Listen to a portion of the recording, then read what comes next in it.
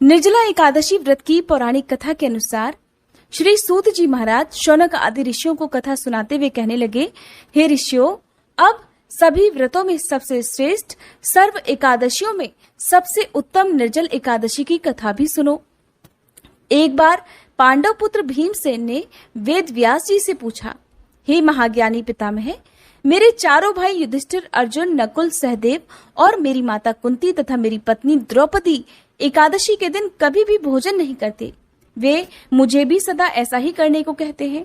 मैं उनसे कहता हूँ कि मुझसे तो भूख सही नहीं जाती। मैं दान और विधिवत भगवान की पूजा आराधना करूंगा, सो कृपा पूर्वक मुझे ऐसा कोई उपाय बताइए मुनिवर कि उपवास किए बिना मुझे एकादशी के व्रत का फल प्राप्त हो सके।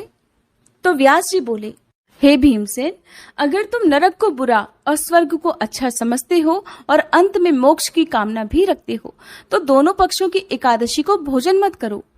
व्यास जी की बात सुनकर भीम ने फिर से निवेदन किया, हे महामुनि, जो कुछ भी मैं कहता हूँ वो सुनिए। यदि दिन में एक बार भोजन ना मिले तो मुझसे नहीं रहा जाता। मैं इस स्थिति में कैसे उपवास करूं? मेरे उदर में वृक नामक अग्नि का वास है और बहुत सारा भोजन करने से ही मेरी भूख शांत होती है।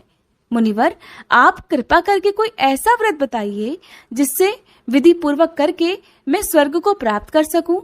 वह निश्चय करके मुझसे कहिए जिससे मेरा भी कल्याण हो सके। भीमसेन की परेशानी समझकर व्यास जी कहने लगे, भीमसेन, मनुष्यों के लिए सर्वोत्तम वेद का धर्म है, किंतु कलयुग में भी उस धर्म पर चलने की शक्ति किसी में नहीं है। इसलिए थोड़े धन और थोड़े कष्ट से होने वाला बहुत सरल उपाय जो कि पुराणों में भी लिखा है वो मैं तुम्हें बताता हूँ। ध्यान से सुनो।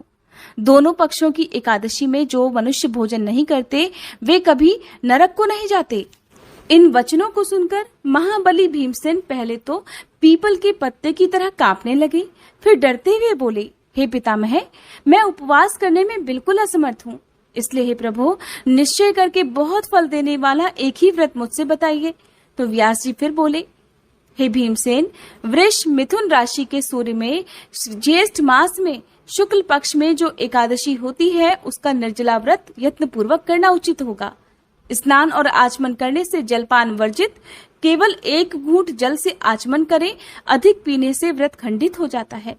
एकादशी के सूर्य उदय से लेकर द्वादशी के सूर्य उदय तक जल ग्रहण ना करे और ना भोजन करे तो बिना परिश्रम ही सभी द्वादशी युक्त एकादशियों का फल प्राप्त हो जाता है।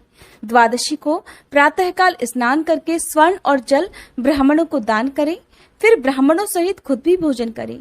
हे भीमसेन, इस विधि से व्रत करने